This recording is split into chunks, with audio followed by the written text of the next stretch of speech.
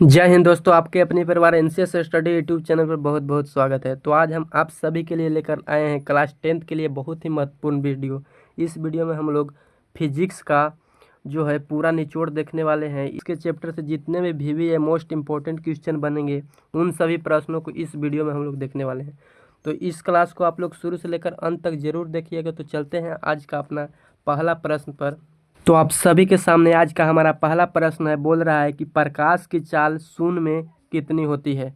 जो प्रकाश की चाल है वो शून्य में कितनी होती है, इसका मतलब है कि निर्वात में कितनी होती है। क्या 3 × 10⁸ मीटर प्रति सेकंड होता है, या 3 × 10⁶ मीटर प्रति सेकंड होता है, 3 × 10⁴ मीटर प्रति सेकंड होता है, या 3 × 10⁻² मीटर प्रति सेकंड होता है। तो इसका राइट आंसर हो जाएगा 3 × 10⁸ मीटर प्रति सेकंड। आपका बिल्कुल सही उत्तर हो जाएगा। तो चलिए चलते हैं दूसरा प्रश्न पर। तो दूसरा प्रश्न आप सभी के स्क्रीन पर बताइएगा इसका सही उत्तर क्या होगा। बोल रहा है आवर्धन किसका अनुपात है। जो आवर्धन है वो किसका अनुपात है।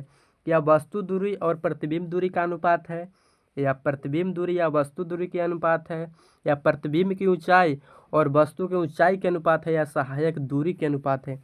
तो हम लोग इसको देखते हैं कि आवर्धन किसका अनुपात है। तो आवर्धन आप लोग पढ़े होंगे कि प्रतिबिंब की ऊंचाई और वस्तु की ऊंचाई के अनुपात को आवर्धन कहते हैं। आवर्धन कहते हैं तो प्रतिबिंब की ऊंचाई बटा क्या वस्तु की ऊंचाई हो जाएगा, यानी ये दोनों के अनुपात को हम लोग आवर्धन के अनुपात बोलते हैं। तो चलिए चलते हैं अगला सवाल पर। तो अगला सवाल है आप सभी की स्क्रीन पर, देखिए इसका सही उत्तर क्या हो जाएगा। बोल रहा है उत्तल दर्पण हमेशा कैसा प्रतिबिंब बनाता है। बताइए कि उत्तल दर्पण जो है हमेशा कैसा प्रतिबिंब बनाता है। या वास्तविक बनाएगा, या आभासी बनाएगा, या उल्टा बनाएगा, या बड़ा बनाएगा।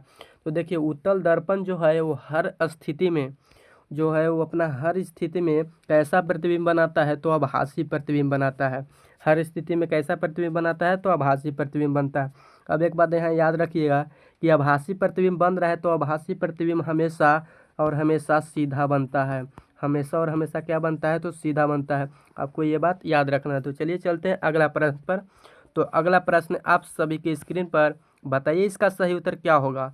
बोल रहा है विद्युत धारा बहती है। बताइए विद्युत धारा जो है कैसे बहती है।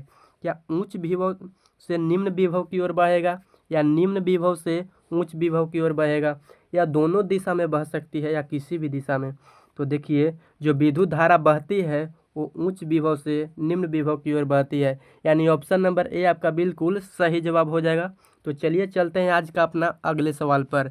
तो 5वां नंबर सवाल है आप सभी की स्क्रीन पर, बताइए इसका सही उत्तर क्या हो सकता है। बोल रहा है, यहाँ देखेंगे, बोल रहा है कि ओम का नियम किस पर आधारित है। ओम का जो नियम है किस पर आधारित है, यानी इसमें हमको बताना है कि ओम के नियम से संबंधित क्या सूत्र होता है, यही आपको बताना है। क्या V = IR होता है, या P = VI होता है, या W = F×S होता है, या V = U+AT होता है। तो देखिए आप लोग पढ़े हैं कि ओम का नियम V = क्या होता है, IR होता है। V = IR होता है, यानी ऑप्शन नंबर यहाँ देखेंगे तो ऑप्शन नंबर ए में दिया हुआ है। तो ऑप्शन नंबर ए आपका बिल्कुल सही उत्तर हो जाएगा। तो चलिए चलते हैं अगले सवाल पर। तो अगला सवाल है आप सभी की स्क्रीन पर, देखिए सही उत्तर क्या हो सकता है। बोल रहा है चुंबक का दक्षिण ध्रुव किससे आकर्षित करता है। जो चुंबक का होता है एक उत्तरी ध्रुव होता है और एक क्या होता है, दक्षिणी ध्रुव होता है। तो बोल रहा है कि चुंबक का दक्षिणी जो ध्रुव है वो किससे आकर्षित करेगा। क्या दक्षिणी ध्रुव को करेगा, या उत्तरी ध्रुव को करेगा, दोनों को करेगा, या किसी को नहीं करेगा। तो देखिए यहाँ पर याद रखिएगा आप कि चुंबक का दक्षिण ध्रुव जो है किससे आकर्षित करेगा। तो दक्षिण ध्रुव बोल रहा है तो उत्तरी ध्रुव को आकर्षित करेगा, और बोलेगा कि उत्तरी ध्रुव किससे आकर्षित करेगा, तो दक्षिणी ध्रुव को करेगा। आपको ये बात याद रखना है। तो चलिए चलते हैं अगले सवाल पर। तो अगला सवाल है आप सभी के स्क्रीन पर, देखिए सही उत्तर क्या होगा। बोल रहा है ध्वनि की चाल किस माध्यम में सबसे अधिक होती है। जो ध्वनि की चाल होती है वो किस माध्यम में सबसे अधिक होगा। या वायु में होगा, या जल में होगा, या निर्वात में होगा, या ठोस में होगा। तो देखिए जो ध्वनि की चाल है वो जितना ज़्यादा माध्यम जो है ठोस मतलब सघन होगा उतने ज़्यादा उसका चाल अधिक होगा। तो इसमें देखते हैं कि सबसे सघन माध्यम यहाँ पर ठोस हो जाएगा, यानी ठोस में जो है ध्वनि की चाल सबसे अधिक हो जाएगी, यानी ऑप्शन नंबर डी आपका बिल्कुल सही जवाब हो जाएगा। चलिए चलते हैं अगले सवाल पर। तो अगला सवाल है आप सभी के सामने, बोल रहा है 1 किलोवाट घंटा किसकी इकाई है। क्या बल की है या ऊर्जा की है या वेग की है या ध्वनि की है? तो बताइए इसका सही उत्तर क्या हो जाएगा। तो इसका सही उत्तर हो जाएगा मेरे भाई ऑप्शन नंबर बी, यानी ऊर्जा की है। जो 1 किलोवाट घंटा है किसकी इकाई है, तो ऊर्जा के, यानी ऑप्शन नंबर बी आपका बिल्कुल सही उत्तर हो जाएगा। तो चलिए चलते हैं अगले सवाल पर। तो अगला सवाल है 9वां नंबर आपकी स्क्रीन पर। बताइए इसका सही उत्तर कौन सा हो जाएगा। देखिए बोल रहा है मोटर में कौन सा प्रभाव कार्य करता है, यानी हमको बताना है कि मोटर जो है किस प्रभाव पर कार्य करता है। चलिए बोल रहा है प्रकाशीय प्रभाव पर या ऊष्मीय प्रभाव पर या चुंबकीय प्रभाव पर या रासायनिक प्रभाव पर। तो मोटर जो है कि मोटर किस प्रभाव पर कार्य करेगा, तो चुंबकीय प्रभाव पर कार्य करता है। किस प्रभाव पर करता है, तो चुंबकीय प्रभाव पर, यानी ऑप्शन नंबर सी आपका राइट जवाब हो जाएगा। तो चलिए चलते हैं अगले सवाल पर। तो अगला सवाल है आप सभी के स्क्रीन पर। बोल रहा है कि विद्युत तार किस धातु से बनता है। जो विद्युत वाला तार है वो किस धातु से बनेगा, या तांबा से बनता है या लोहा से बनता है या टीन और शीशा दोनों से बनता है या फिर एल्युमिनियम से बनता है। तो देखिए विद्युत तार का जो है वो किस धातु से बना है विद्युत तार, तो टीन और शीशा दोनों मिला के बनता है, यानी टीन और शीशा से बनता है। तो चलिए चलते हैं अगले सवाल पर। तो अगला सवाल है आप सभी के सामने। बोल रहा है अपवर्तन किसके कारण होता है, यानी अपवर्तन की जो घटना है वो किसके कारण होगा। क्या प्रकाश का रंग बदलने से होगा, या प्रकाश की चाल बदलने से होगा, या प्रकाश के टूटने से होगा, या माध्यम के हटने से होगा। देखिए ये सब के सब फालतू चीज़ है, यानी ऑप्शन नंबर आपका बिल्कुल सही हो जाएगा ऑप्शन नंबर बी, यानी प्रकाश की चाल बदलेगा उसी को हम लोग बोलते हैं क्या कि मतलब प्रकाश का क्या हो रहा है, अपवर्तन हो रहा है, यानी ऑप्शन नंबर बी आपका बिल्कुल सही जवाब हो जाएगा। चलिए चलता है अगले सवाल पर चलते हैं। तो अगला सवाल है आप सभी की स्क्रीन पर। बोल रहा है देखिए कि लेंस की शक्ति किस में मापी जाती है। जो लेंस की शक्ति है वो किस में मापेंगे, क्या मीटर में मापेंगे या डायोप्टर में मापेंगे या वोल्ट में मापेंगे या जूल में मापेंगे।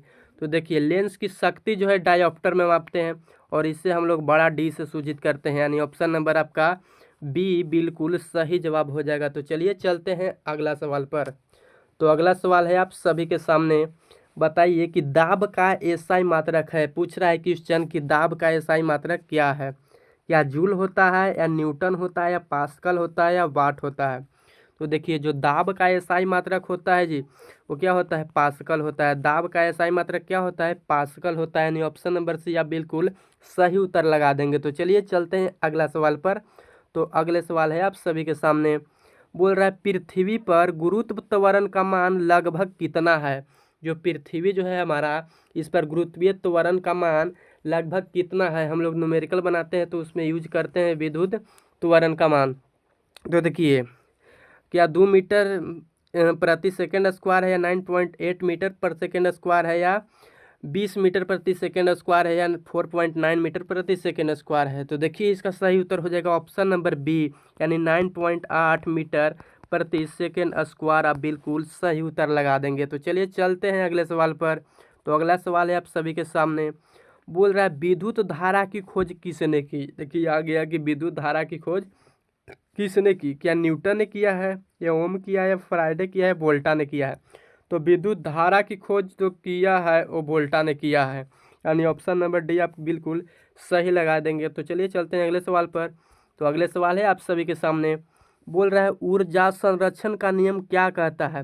जो ऊर्जा संरक्षण का नियम है वो क्या कहता है, क्या ऊर्जा नष्ट की जा सकती है, नहीं जी नहीं। ऊर्जा को उत्पन्न और नष्ट नहीं किया जा सकता है। ऊर्जा केवल बढ़ती है या ऊर्जा शून्य होती है। तो देखिए ऑप्शन नंबर हम लोग बी की ओर चलेंगे, यानी बोल रहा है ऊर्जा को उत्पन्न और नष्ट नहीं किया जा सकता है। आप लोग ऊर्जा संरक्षण का नियम पढ़े हैं कि ऊर्जा को न तो उत्पन्न किया जाता है और न ही नष्ट किया जाता है, यानी ऑप्शन नंबर बी आप बिल्कुल सही उत्तर लगा देंगे। तो चलिए चलते हैं अगले सवाल की ओर। तो अगला सवाल है आप सभी की स्क्रीन पर। बोल रहा है बल गुण वेग बराबर होता है, यानी बल गुण वेग किसके बराबर होगा, या कार्य के बराबर होगा या शक्ति के बराबर होगा या ऊर्जा के बराबर होगा या दाब के बराबर होगा। तो बल गुण जो वेग होता है वो मेरे भाई किसके बराबर होता है, तो आप सब पढ़े हैं कि शक्ति के बराबर होता है, यानी ऑप्शन नंबर बी की ओर आप चलेंगे, यानी ऑप्शन नंबर बी आपका बिल्कुल सही जवाब हो जाएगा। तो चलिए चलते हैं अगला सवाल पर। तो अगले सवाल है आप सभी के सामने।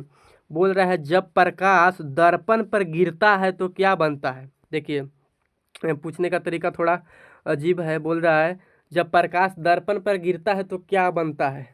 हम लोग देखेंगे कि जब प्रकाश दर्पण पर पड़ता है तो क्या बनता है। जब प्रकाश जो दर्पण पर पड़ेगा तो दर्पण पर पड़ने के बाद दर्पण जो है हमारा क्या बना देता है, प्रतिबिंब बना देता है। यानी ऑप्शन नंबर बी आपका बिल्कुल सही जवाब हो जाएगा। तो चलिए चलते हैं अब अगला सवाल पर। तो अगला सवाल है आप सभी के सामने। बोल रहा है प्रतिरोध की एसआई मात्रक क्या है।